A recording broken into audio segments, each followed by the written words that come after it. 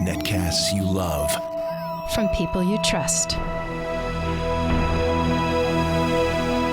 This is Twit.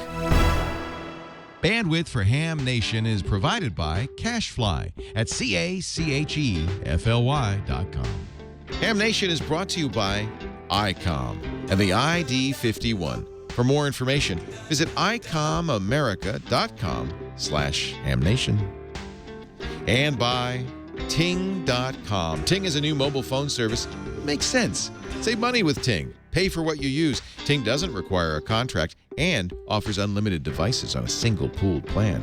Save $25 on your first Ting device. Visit hamnation.ting.com.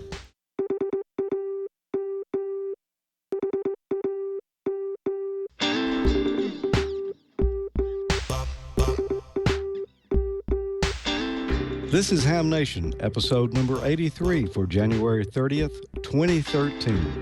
Where in the world is Gordo?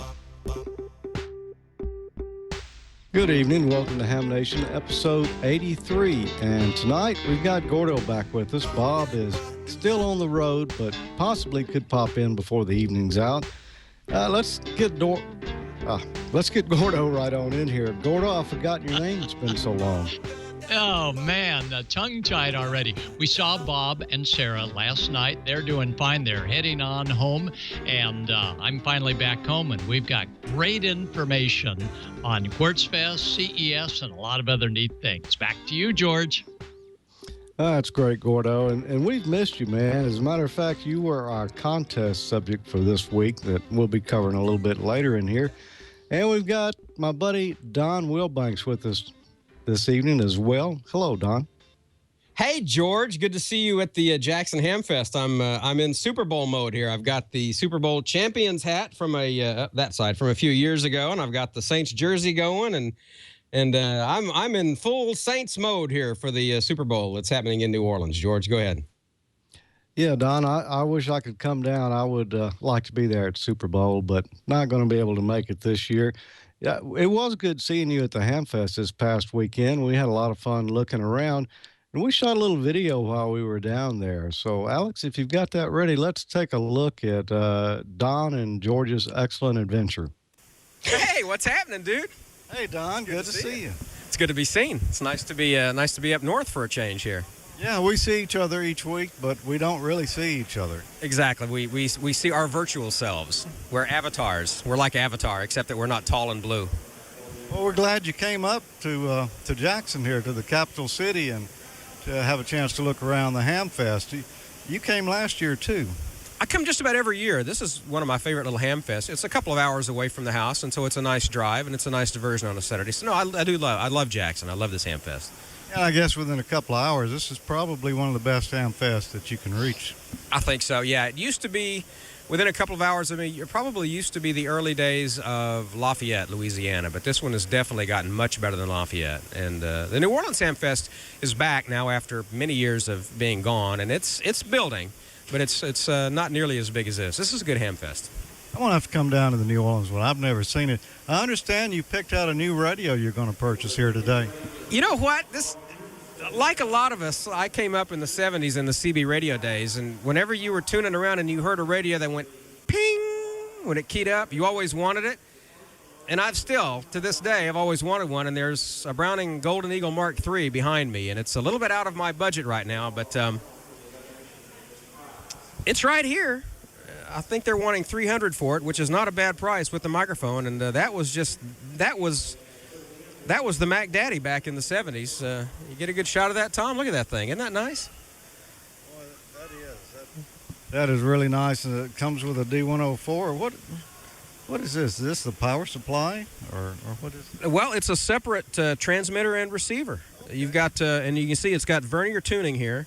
I believe this one is maybe channelized, but this is definitely not. I mean, that's I've never really played with them much, but it's a 23-channel radio, and that was the king of the air back in the mid-'70s. You know, that was something that I think we all wanted, and one of these days, I guess, if I can find one that I like more than money. Yeah, obviously we've landed in front of the CB table here. You know, CB radio is the gateway drug to ham radio, so there's nothing wrong with that. Well, that's true. And I noticed some nice, what were these things called? Well, foot warmers, many other different names. There's one down there that's actually labeled a butt cutter. I've never really seen one of those, and it sounds like something you'd go to a doctor for. Well, it does. Or maybe it would be a doctor. Yeah, as long as it's not your butt that it's cutting. Well, Don, it's good to see you down here. We're going to look around, do some more stuff, and maybe we'll talk with you in a few minutes. Yeah, I'll be around. Our cameraman is, yeah, okay. Where's he going? What are you doing? He said I was pointing my back at the camera. What's your best side? Well, I'm an old radio guy, so, you know. What we were just talking about, too. Uh-huh. Oh. That was a lot Yeah, of we fun. have fun, huh? Well, we did. We always have a big time. Great to see you again. And don't know when the next time will be, but maybe before too long. I know we'll both probably be doing Huntsville this year. Oh, absolutely. I haven't missed Huntsville since 95. Yeah, Huntsville. We'll be doing the Young Ham of the Year Award in Huntsville, so I'll be there. Yeah, we're not the only people who go to Hamfest, though. Gordon, where have you been? I was out in the desert, and they call it Quartzfest. It's just south of Quartzsite, Arizona. We were there for 10 days with a communications van. We had 400 hams sign in, 200 RVers that were hams all around us. Steve and Angel were the organizers. We had 2 fire rings with 35 presentations. We had a couple swap meets. We had movies on the side of RVs at night when it was a bit cold. 27 degrees and almost no rain, and it was a ham learning experience. So if our board team would go ahead, let's roll Quartzsite. Thanks to Julian with his video.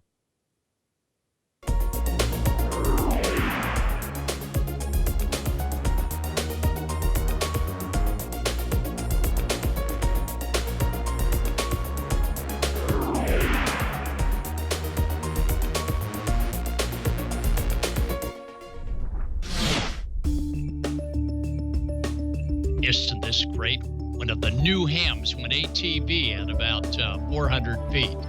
That's the vans all gathered around, and the communication vehicles and the RVs. An aerial view Hi, everybody. of Welcome to Quartzsite. Quartzfest 2013, where we have 400 people out here so far. We've had seminars, I haven't counted them yet, but probably close to 100 seminars this week on a number of things from solar to amateur radio, RVing. And we've had satellite communications. We've had APRS updates. We've had just a number of things out here. Tomorrow morning, Dick Norton, the division director for the ARRL for Southwestern Division, will be here, N6AA. Welcome again, Quartzfest 2013. I'm Steve, KO4QT, and Angel.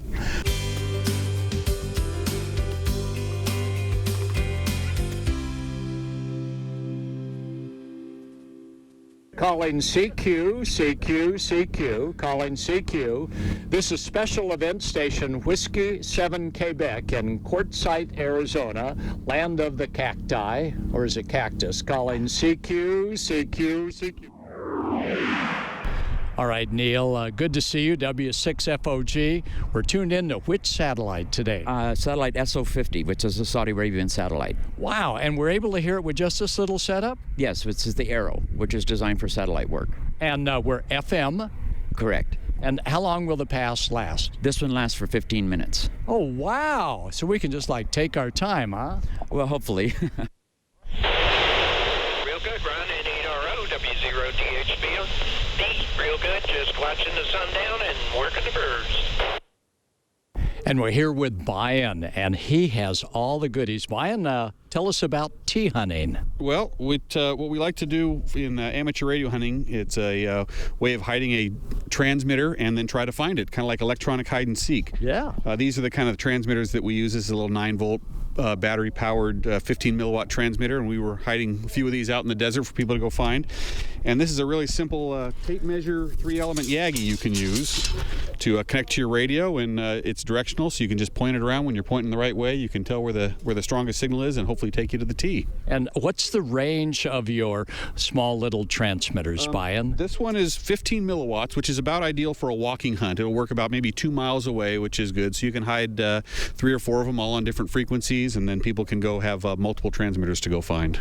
Wow, that's great. And that beam antenna looks like a good one for in the brush so you don't break any elements off, huh? That's right. It works really well for that you can just swing it around and not worry about breaking anything. You see it collapses down really small when you need to transport it.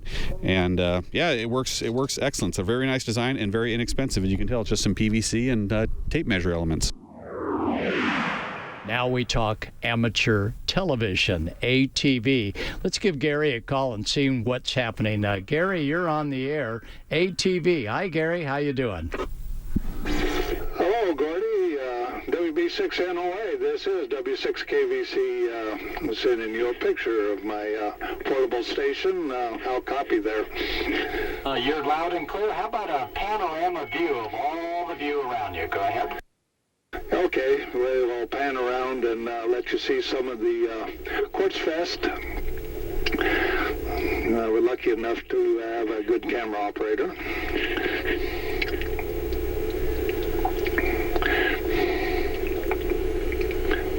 So this is amateur television.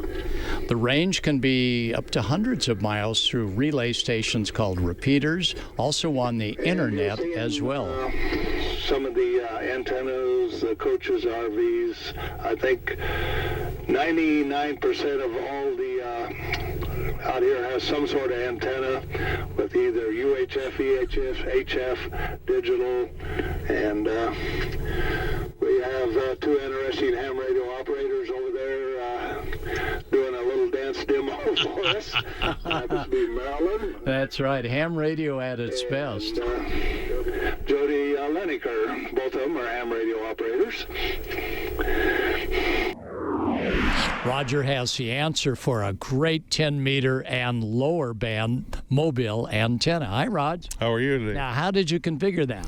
Well, it's started out as a tongue wheel on a small boat trailer. Cut the wheel and the crank off and just used a swivel and added a little extra mount there for the antenna, and voila, there it is. Wow, let's see how it swivels down. Okay. Pull the handle and swivel it down. One locks into place, and then just as easily you pull the handle and back up. Easy for in and out of the garage. Every year here at Quartzfest Ward, K7 Papa Oscar, or no, Pacific Ocean, right? Either way. Sets up our special event station, W7Q. How about telling us a little bit about what we have here in the middle of the desert, starting off with the batteries? Well, we are at W7Q. We've got 8 batteries over there, 320 ampere hours. And how do we charge them? Solar power, of course. And how much panels do we have for charging? 300 watts of solar right now. Ooh. All right, and then that feeds to what kind of transceivers? Well, we've got an IC9100 Icom on the table in front of us. And we've had the Icom 7200. 7200. And a host of other radios. And let's talk about the antenna system. Well, we've got several antennas here. We've got a hex beam up for 6 through 20 meters. And out behind us here, we've got a modified screwdriver antenna we use on 30, 40, and 80 meters. And this is one of Ward's specials. And finally, who do we have in the log? We've got some pretty good contacts for the middle of the desert, right? Bands have been pretty good. 10 meters has really been open. Europeans, South America, all over the country. So it shows that as a brand new operator, you don't need a big horsepower to get things going. All you need is a little bit of horsepower with your solar panels. Thanks, Ward, for setting up the station. All right. Thanks, Gordon. Ham radio operators offer their free service of volunteer examinations, and here we see an ARRL VEC exam session taking place in the middle of the desert, thanks to hams. Sean, K7S Neat call letter, Sean. It's a vanity call sign. I got it right after I got my ham radio license, and it goes after my initials. Oh, that's terrific. Now, Sean, as a aircraft pilot, what technology did you see here at this ham radio gathering that piques your interest? Well, a couple of days ago, I was introduced to APRS, and I found that very informative. Not only can I buy a radio that has APRS on it, but I can also add it to my existing FT60 ASU handheld radio, and I thought that was very interesting. That sure is. That's the Bionics device, and Bionics does a great job of providing that capability to almost any kind of handheld. So are we going to see you in the sky squawking your position soon? Absolutely. Over Phoenix. Stick to the ribs, good food. Hey, Rick, how we doing? We're doing fine. I'm Rick Paquette, W7RAP. And our contribution to the Quartzfest is what we call affectionately the hobo stew. We discovered that one of the things that keeps hams together and also very active is a good chow. And so what we do is once a year we get together and we start these pots, and we basically ask everybody to bring a can of something that's really good, and we make it into a big stew, and we make 3 different pots of that stew. We make a mild and a medium and a nice hot one. And everybody comes in the afternoon at 4 o'clock, and we all sit down and have a great meal, and it only costs $1 in a can of goods.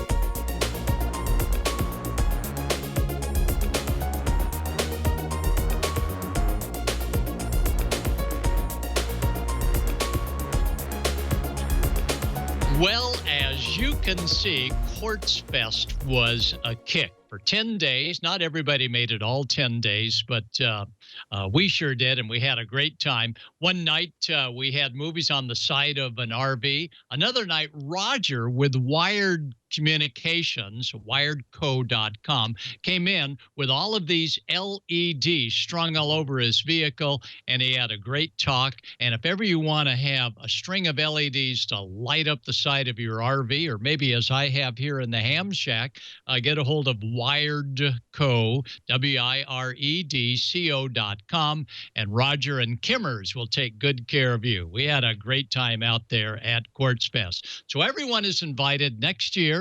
Be about the second or third week in January, and we'll give you more demos. And thanks to Julian for taking all the great photos. He was a little cramped in the 23-foot communications van for sleep, but he did okay. Now, when we were out there, we brought along some Sea Crane radios to see at night broadcast band DXing.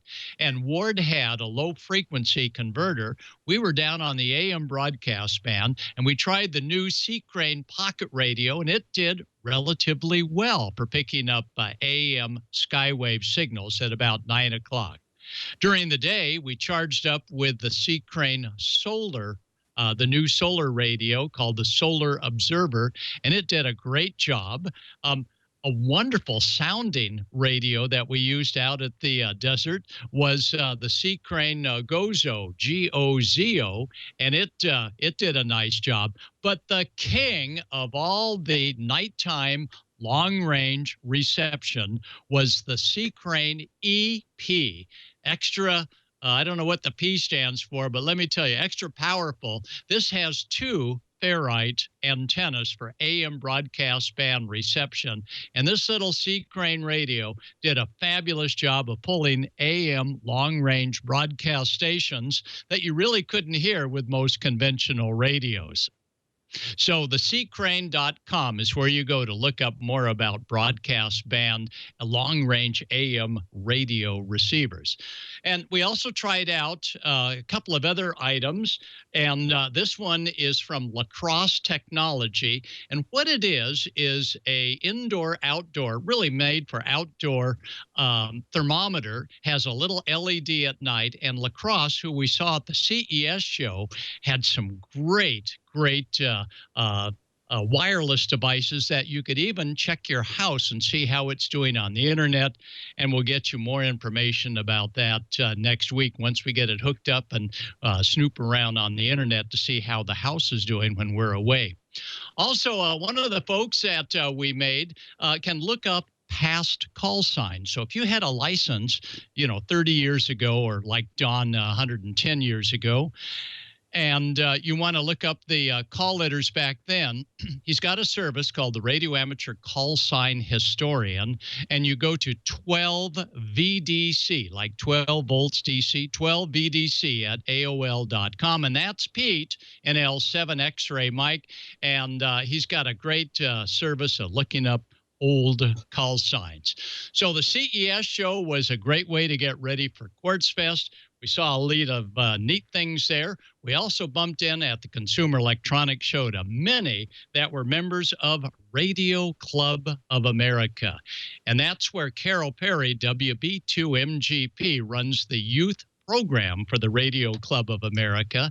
And Radio Club of America, for those teaching ham radio in the school system, school teachers can score if you follow the instructions on the radioclubofamerica.org webpage. You can get a free copy of the Gordo Technician Class book. Most important, you get a free copy of the instructor's guide, and that is just for letting us get ham radio into the school system.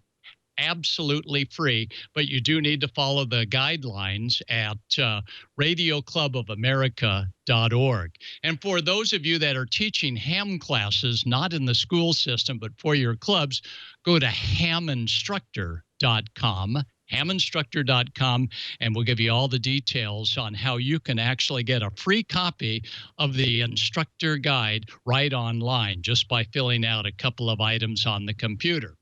Finally, when we got home from all of these shows, we had the privilege of doing a Skype meeting with Puerto Rico with John N7 Uniform Romeo, Angel WP3GW, plus the American Radio Relay League had all of their top brass there, including Kay Craigie, and what a fun time. And Bob wanted me to remind you that anytime you want any of us to show up at your club meeting, get a hold of us, and we'll be happy to, if we can arrange it, come to you via Skype for a half hour or so and say hi. We sure had a good time this past weekend in Puerto Rico, long distance via the great service of Skype. So that's my report. I'm now going to go back to either Don or George, and great to be back, and we'll show you more neat things that we saw at the CES show and some of the other fun things that we all did at Quartzfest. Okay, take it away, you guys. Well, it looks like you really did have a big time, Gordo. I wish I could have been there at Quartzfest. It looks like a whole lot of fun, and maybe one of these years I can get out that way. And CES and then Puerto Rico. Our question this week was, where in the world is Gordo? And you've kind of you've been over this hemisphere pretty well. Where we were literally everywhere. So it was great being out there, meeting fellow hams, making things happen in ham radio. Back to you, George. All right. Thanks, Gordo. Don, I believe you have some information for us there on Icom. I do, as a matter of fact. And speaking of making things happen in ham radio, Icom has some new toys out. And, we've talked about the 7100 a couple of times. Well, I want to specifically talk about the new ID 51. The wait is almost over. This has now got FCC approval, and you're going to be seeing it in your store very, very soon. Now, the cool thing about Icom is they are fully embracing D-Star. Now, I've got an 80, a little 80 handheld, and this is a great, great D-Star radio, and it's a lot of fun. But there is a bit of a learning curve about D-Star. Here's what's cool about the 51. First off, it's a true 5-watt dual band portable. Now, here's the cool part about it. It has D-Star. It's the same user interface that they introduced with the ID31A, which made it very, very easy to get on D-Star. There is an internal GPS on this radio. It has a built-in D-Star repeater directory and a near-me repeater lookup. What does that mean? That means that you take your bearing with the GPS, you activate the D-Star repeater directory, hit the near-me function, and it automatically loads the memories, the repeaters that are near you into the memory, and bang, you are ready to rock and roll on D-Star. It has a lithium-ion battery pack, charges in 3 hours. Gone are the days where you'd go to a Hamfest and say, well, I got to plug my radio up the night before, otherwise I'm not going to be able to talk to my friends. No, 3 hours and this thing is charged up. It has a broadcast radio with an active band mute. Here's what this means. You can listen to the ball game, or to your favorite music station, to your favorite talk show, whatever you want to listen to. Especially, this is really cool when you're doing something like a bicycle race or some other public service thing. And you can still listen to your tactical channels, to your VHF or UHF bands, while listening to the broadcast band. And whatever comes on, the ham radio bands will override what is on the other broadcast receiver. So that's a handy thing. You're maybe waiting for an hour or two for someone to call you. No sense in sitting there listening to the silence of the birds chirp. You can listen to whatever you want to listen to, the ball game, your favorite music channel, and it's all right there. Here's another cool thing about this radio. Free programming software. A lot of these radios need to have programs to software to program them now. The Icom doesn't. It's easy to program by hand on the keyboard. But with the free programming software and the cable, it makes it extremely easy. So this thing is the total package. It's the ID51. Icom has been in the forefront of D-Star since the very beginning, but Icom has been around for a very long time. I've been familiar with Icom since I first became licensed in 1995. That's when I got my first Icom radio and HF radio. And I really like Icom. I've been an Icom user and a satisfied customer for a long time. And believe me, they're not paying me to say any of this stuff. Yeah, they're a proud sponsor of the show, but I'm not being paid anything to talk about Icom. I love Icom. I'm telling you that. That's from my heart. I absolutely love Icom. And I think you will too. It's a quality radio, and you'd be hard-pressed to find anything better. Make sure you visit icomamerica.com/hamnation. You can find more information on the new ID51. This is a killer radio. D-Star, dual band, built-in GPS, full power. It is the total package, la package total.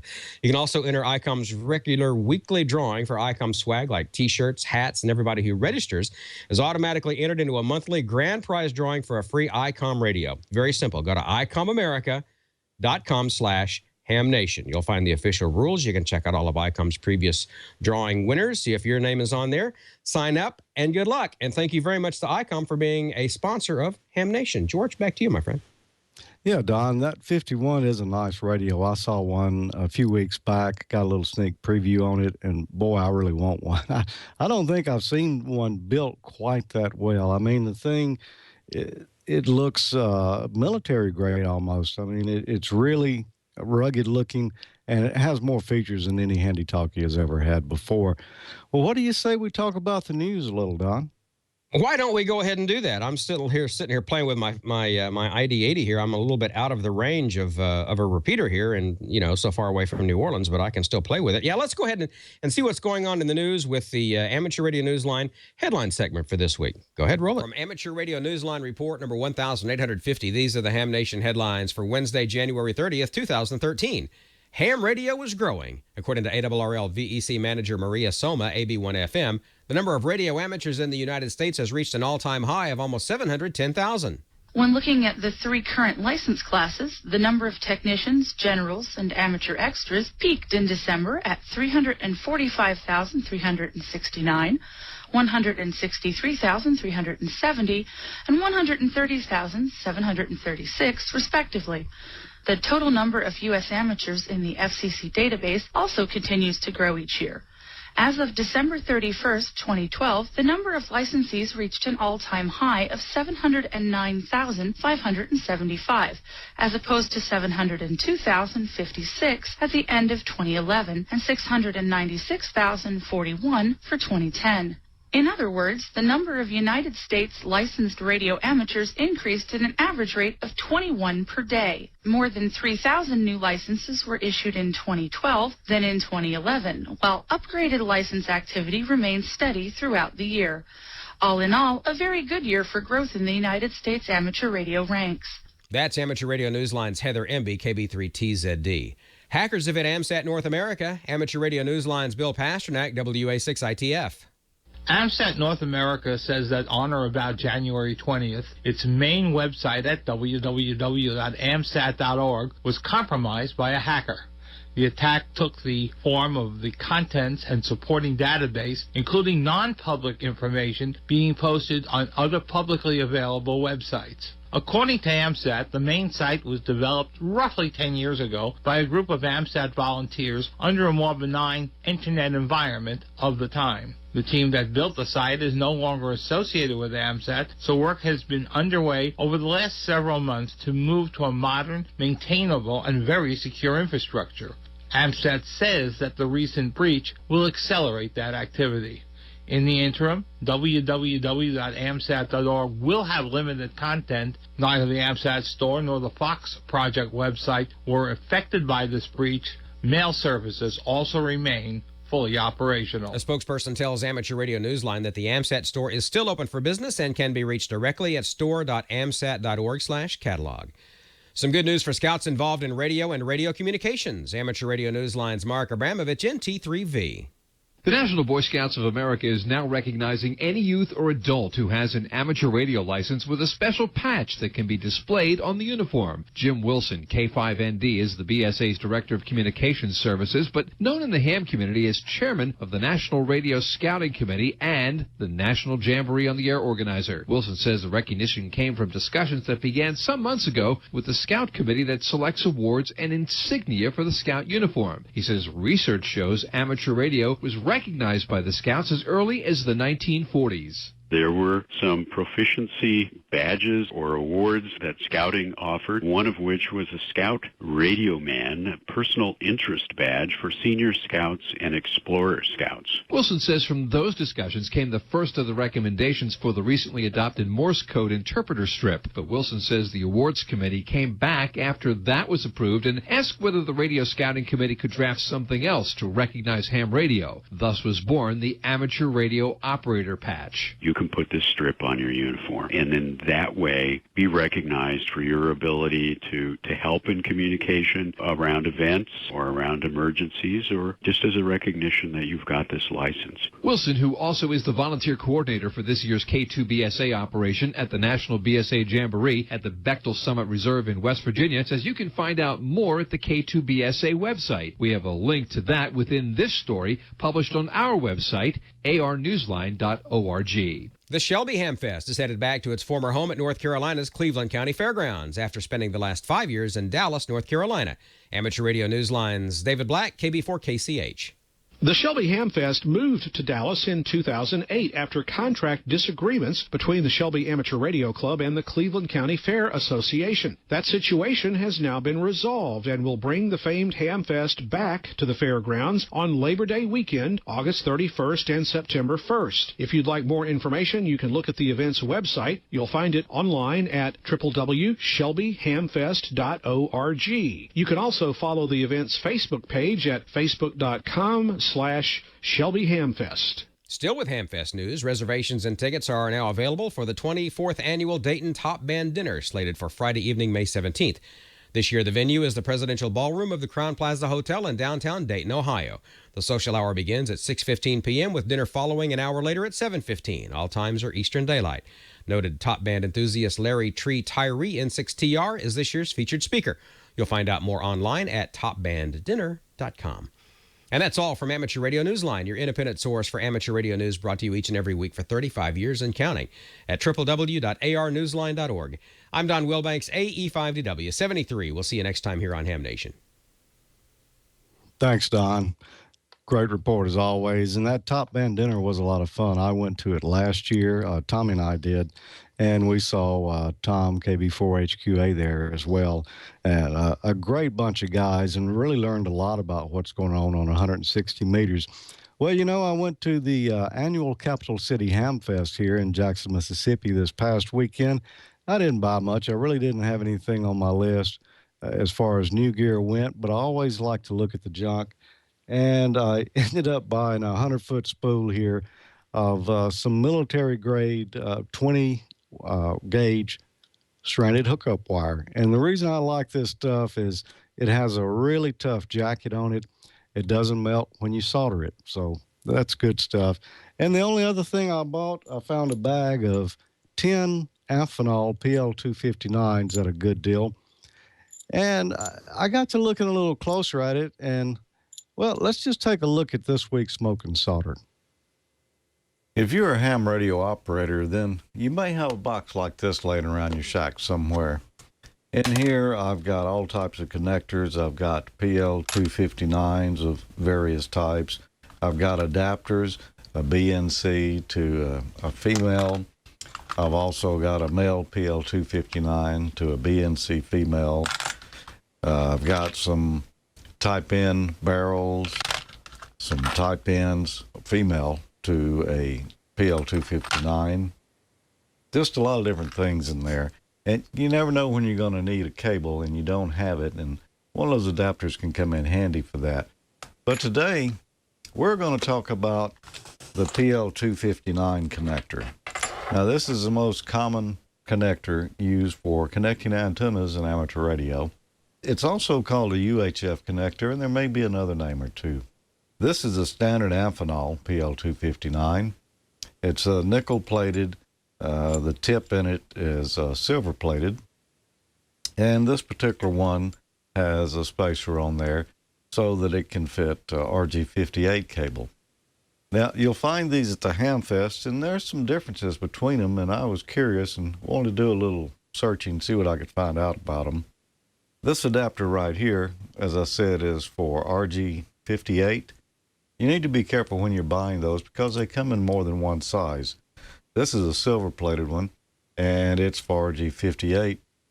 This one's a nickel-plated one, and it looks like it's for a Mini 8. So you need the right adapter for the cable that you're going to use. Now, the PL259s themselves, in recent years, I've seen a lot of these, and this is what I've been using. These appear to be silver-plated, and they have a gold-plated tip in them, and what appears to be Teflon as an insulator, and that's good. A few years back, you used to see this type right here, and this particular one came from Radio Shack, and I don't know if they sell them anymore or not. This one had some kind of blackish insulating material in it, and if you weren't careful when you were heating this up to solder it, you'd melt that in there, and then the tip would just wiggle around in it. So beware of those. As I mentioned, I've been buying these silver-plated ones in recent years, and I thought they were all the same, but if you notice here, there is a difference. This one has knurls all the way down it. This one, they only go part of the way. Other than that, they look pretty much the same. Now, I read that some guys were saying stay away from the import connectors because of the metric threads in them, and that's not really true. If you try one here on just a barrel connector, we'll slide it on, and it tightens down all the way, covers the threads all the way, and feels okay. However, I've noticed that I have a bunch of these right here, and this is what I think they meant by metric threads, and it's not really the case. But when you go to screw it down, it'll only go down part of the way over the threads. Doesn't cover it all the way, but it's still all the way down. If you look and notice here, these shell links are two different lengths. This one's shorter, so that means it can't screw as far down. However, it still screws down far enough that it does a good connection. So I've been fairly pleased with these. I haven't had trouble with them yet. I did notice one odd thing about them, though. If you look down in here at the Teflon insulating material, this one looks good and white here, and like good quality Teflon. However, this one, if you look down in there, you'll notice some little black spots on it. And I don't know what that is, if that's some kind of impurity, and if that's a concern. Is it possible that that's going to cause an arc over at this point? I don't know that I've had that problem yet. I would be interested to hear if anyone had a problem with these arcing over. And there are a couple other types of PL259s around. This one is a crimp-on type. It's already been crimped once.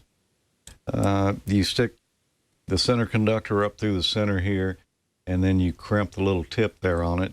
And then you've got a ferrule that slides over the cable and crimps down right there. I don't really like these. You see them a fair amount on pre-built cables, but I don't like to use them myself. And here's another one I don't like. And this is a screw-on. You strip your cable back. There's threads down in here, and you twist it down over your shield, and that's supposed to make the shield connection. And then here in the end, you crimp it for the center conductor.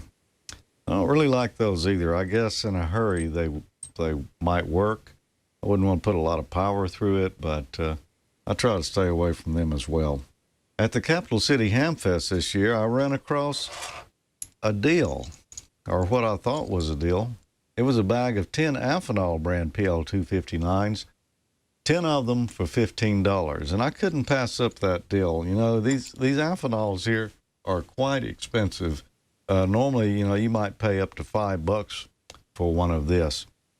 And so when I saw that deal, I said, well, that's excellent. I've got to get some of those.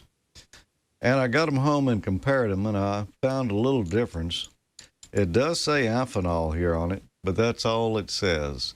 It doesn't have all the numbers and everything that the original Amphenol PL259s had. And the plate on it looks a little bit shinier, and it doesn't weigh as much. It's not quite as heavy as a regular one. It does have the yellow material down in there for the insulator, and that was one thing I looked at before I purchased them. And I think that is probably good stuff. I haven't soldered one of these on here.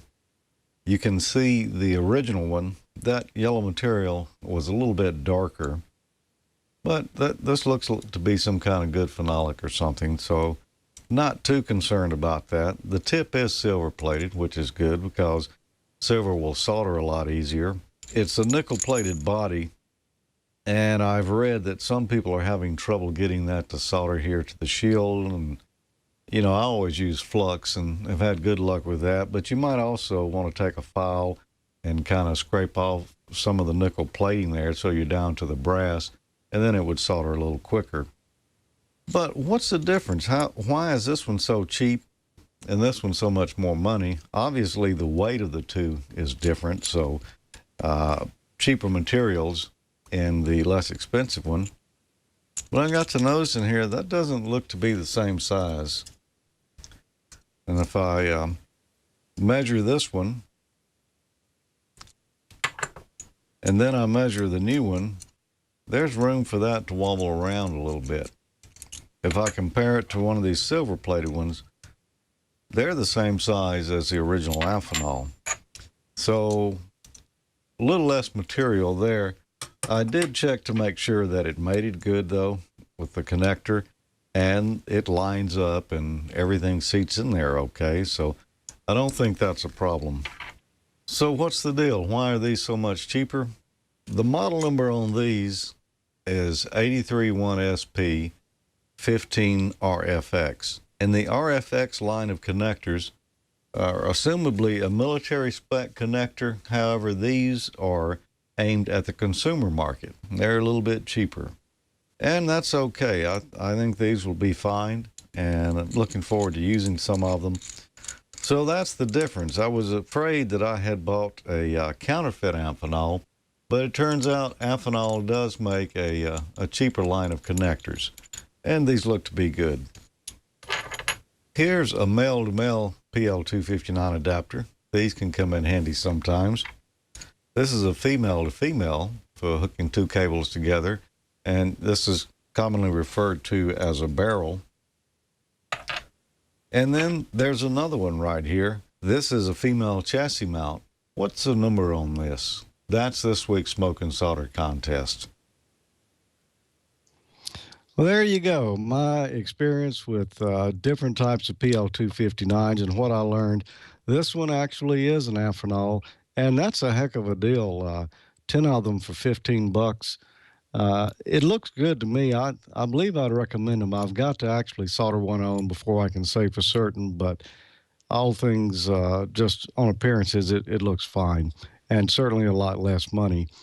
And on our contest, last week I asked, where in the world is Gordo? And we just learned that he had been to Quartzfest.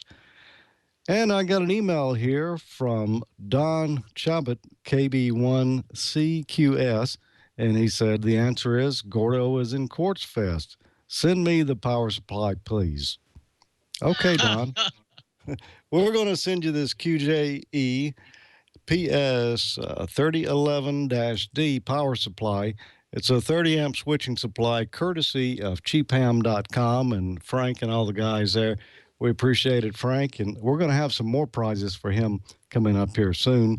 Congratulations, Don. You won. You knew where Gordo was. Of course, I think everyone in the chat room knew where he was, but we could only have one winner, and you were the lucky one.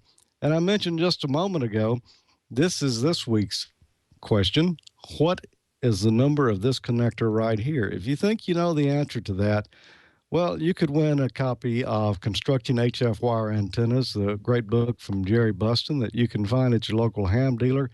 Just send me an email to hamnationcontest@gmail.com and tell me the number of this connector right here, and you could win that.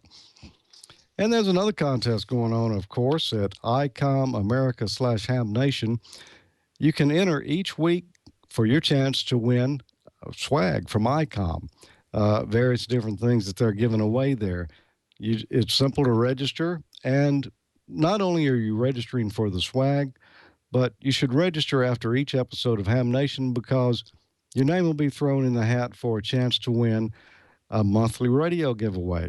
And this month, there are 5 Ham Nations, so that means you got 5 chances to enter. And January's grand prize drawing is going to be for a V80 sport radio that meets the same military specs as the V80 radio. Make V80 Sport part of your amateur radio communications plan for emergencies and everyday use. Once again, that link is ICOMAmerica/Ham Nation. And at this point, I think maybe we have some news there from Leo. Hello, hams. Hello, Don, everybody. It's Leo here, and I don't mean to interrupt, but I did want to mention our friends at Ting. You know, can I just say, we weren't sure how the Ham Nation would take to Ting, and I'm very pleased to say you guys love it. And I'm not surprised because hams are smart. They understand technology. They're thrifty. They want to save money so they can spend more on gear. Yeah, you tell your wife you're thrifty. And Ting is so cool. I think hams just get it. So if you haven't heard about Ting, let me tell you a little bit about it. It is a mobile phone service. They're actually a reseller of Sprint service. But this is nice. You don't deal with Sprint. You never have anything to do with Sprint. If Sprint has good coverage in your area, then the Ting phones will work great. But here's the beauty of it. There's no contract. It's month to month. No early termination fee. You pay for only what you use in terms of minutes, messages, or data. You never pay a penalty or a bump for using more than you said you were going to use. So there's no overage charges. If you use less than you said you were going to, actually, if you go to the site, ting.com, actually go to the Ham Nation page, hamnation.ting.com. And if you click on the plans there, you'll see that there are different plans, large, extra large, small. That's when you pick that, you're just kind of picking what you think you're going to spend. You also pick how many phones, and it's $6 per phone per month. That's a flat fee. So let's say pick 4 phones. Burke's running the board for me. So right there where it says devices, that drop down, pick.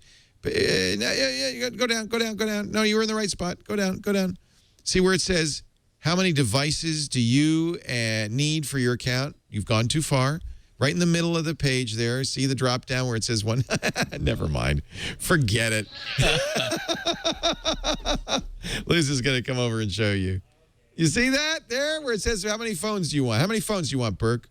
4? Okay, good start. No, 4. No, you don't knock. What are you going to use 12 phones for? 4. Let's say you're a family of 4. Mom, dad, bro, and sis. Now, no.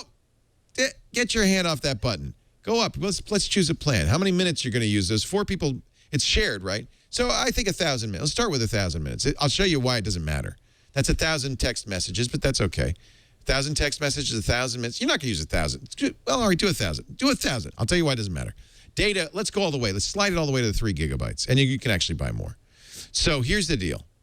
Right there. Burke, have you ever used the internet? Look at the price. That for a family of 4, what we just spec'd, $107 a month. $107 for all 4 of you. Not each. For all 4 of you. But here's the best part.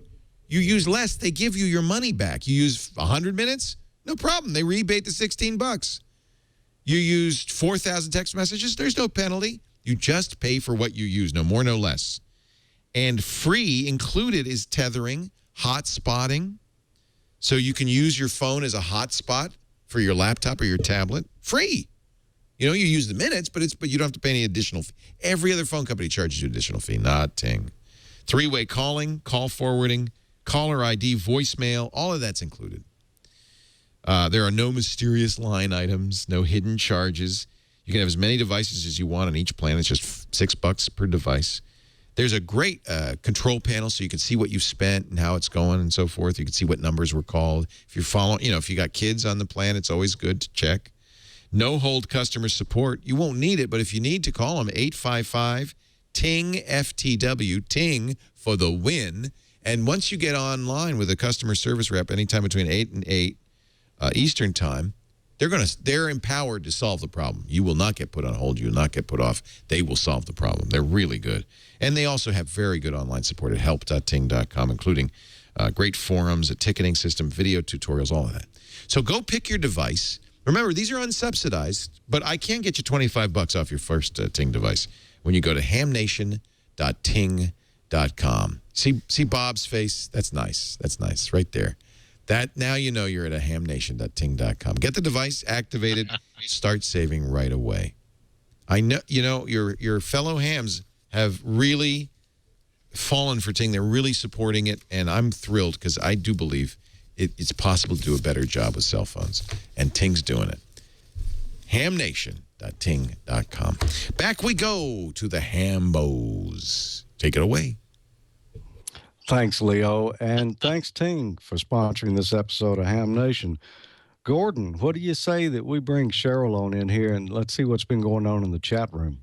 You've got it. In fact, we had so many comments out at Quartzfest that they watched the chat room, and it was just as exciting as what they saw here on the tube. By the way, for those hams that want to send us videos, you first post it to YouTube, and then you send the link to hamnationvideo@gmail.com. Julian in 3JF will check it out, and as long as it's not a talking head but a lot of excitement, hamnationvideo@gmail.com, we can use it right here on the air. And finally, George, we're all doing Dayton. Dayton, the king of ham radio conventions, has opened up a 10-foot spot right next to the Heil booth.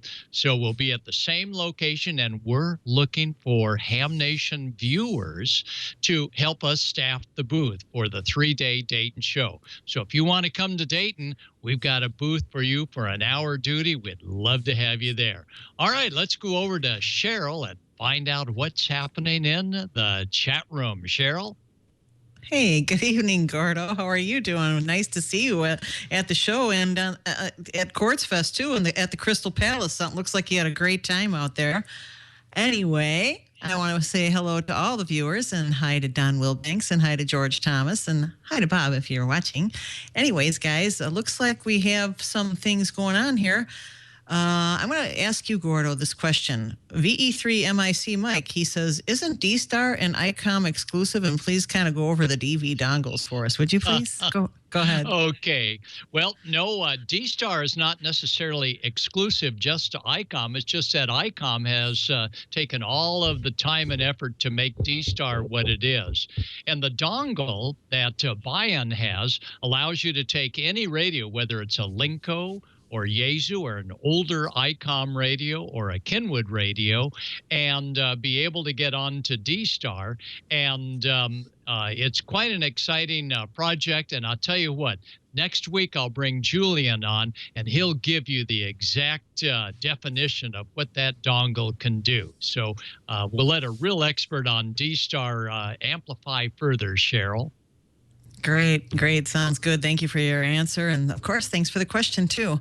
KC0 EBL Steve, he says, I think that you might be able to answer this one too, Gordo. We've been having an ongoing discussion here on whether CW is popular and is seeing any serious decline, if it's alive and well. Maybe the hosts have an opinion. So back to you, Gordo.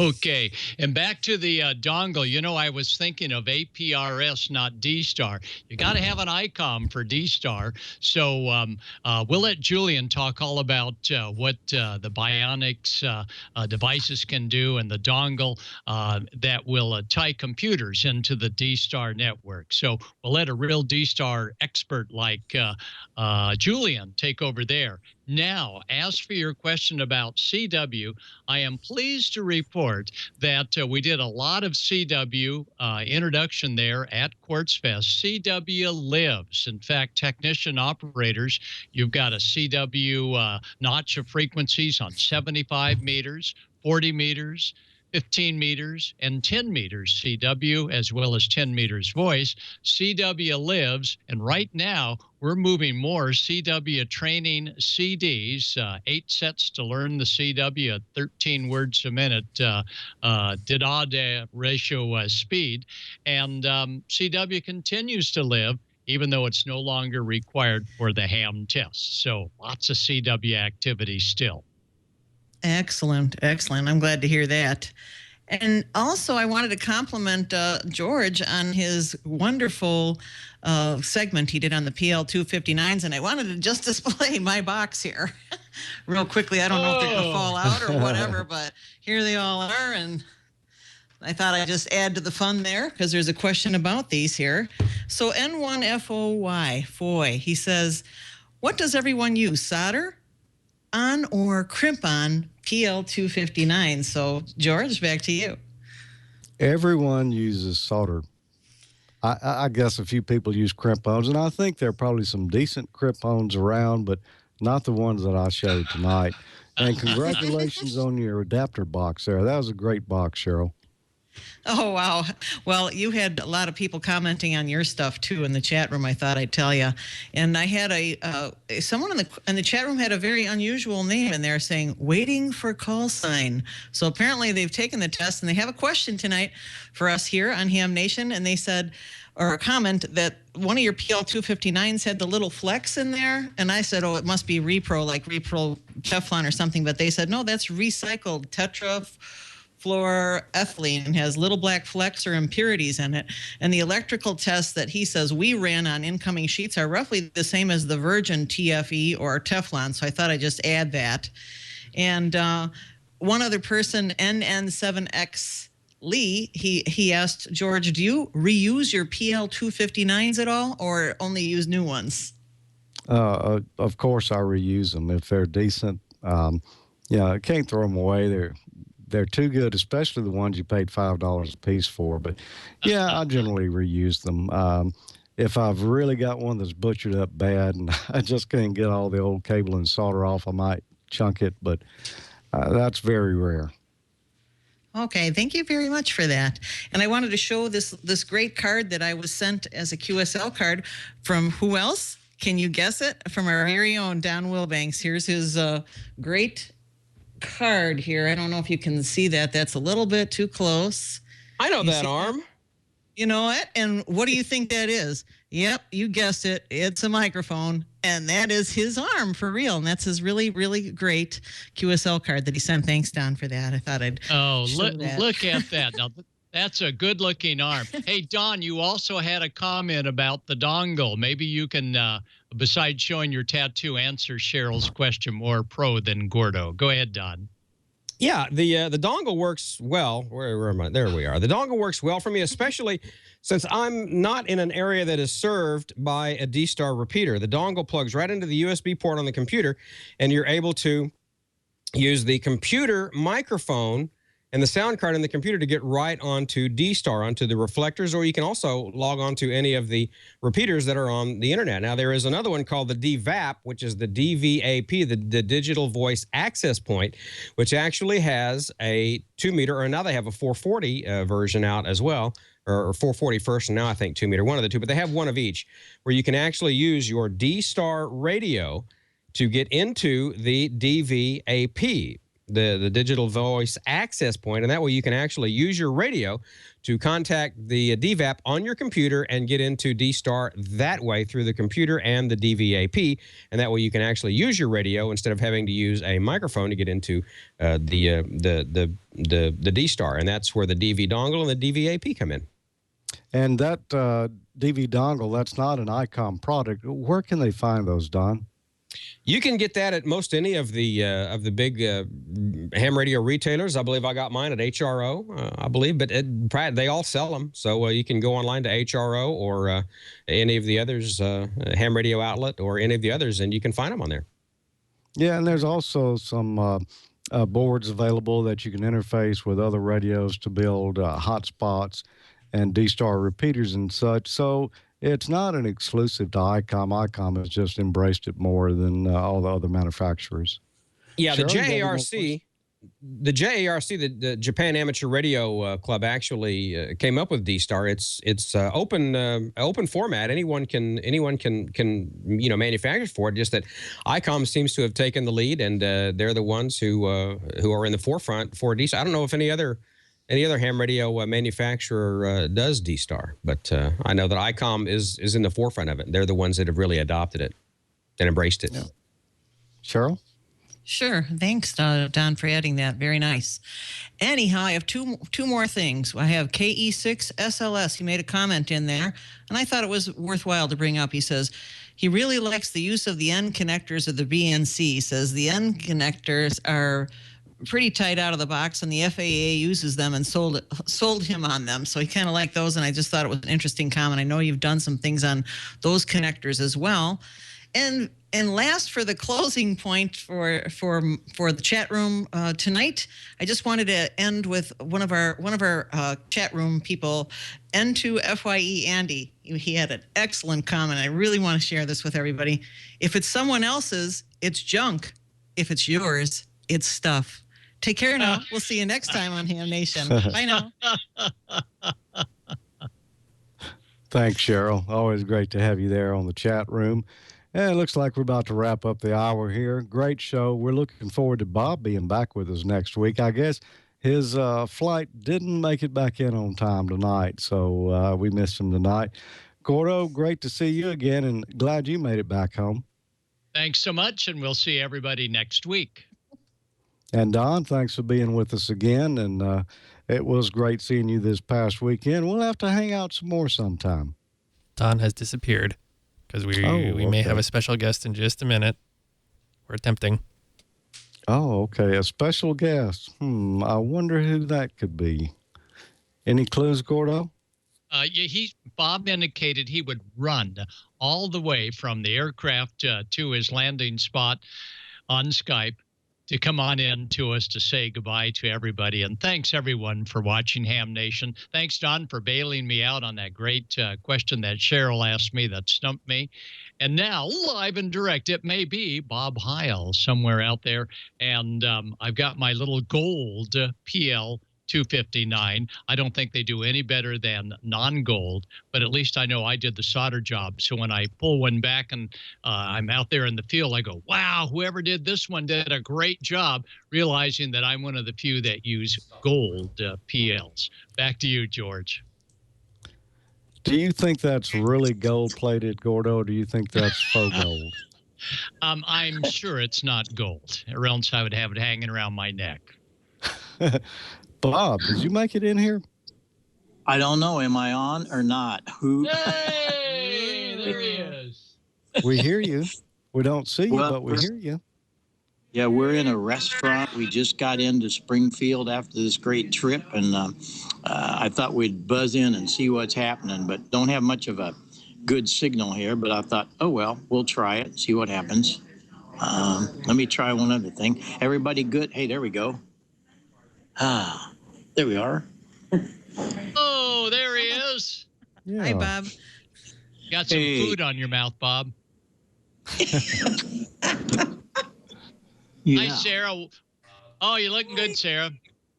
Thanks, Gordo. Yeah, we're Having tea, the best iced tea in the world at McAllister's Deli. That's right. Right there, McAllister's Deli. Best iced tea in the whole wide world. and they're closing the joint, so they're going to kick us out. But I wanted to check in, say hi to everybody. We'll be on next week. Thanks, you guys, for keeping it all going, and we'll have lots of fun next week. All right, Bob. I hope you had a good time out in Anaheim, and we're looking forward to a report next week. Yeah, we had a great time, and Gordo kept track of it. So that one night that we were going to go to jail, why he bailed me out. That is so great. Hi, Bob. Hi, Sarah. How are you? Hello. Hello. Well, listen, thanks for doing this, Alex. And I don't know who I bumped out of here, but anyway, wanted to check in and say hi. Greetings to everybody. We missed you for a few weeks, but we'll be there next week. 73, Bob. Okay, 7-3, everybody. So long from Springfield. Well, Gordo, he did make it after all, so that's good. Well, I guess that's going to wrap up our show for tonight. Look to see Bob hosting again next week, back to our normal schedule. And until then, 73. And we'll see you on 40 meters around 72, 68 plus or minus.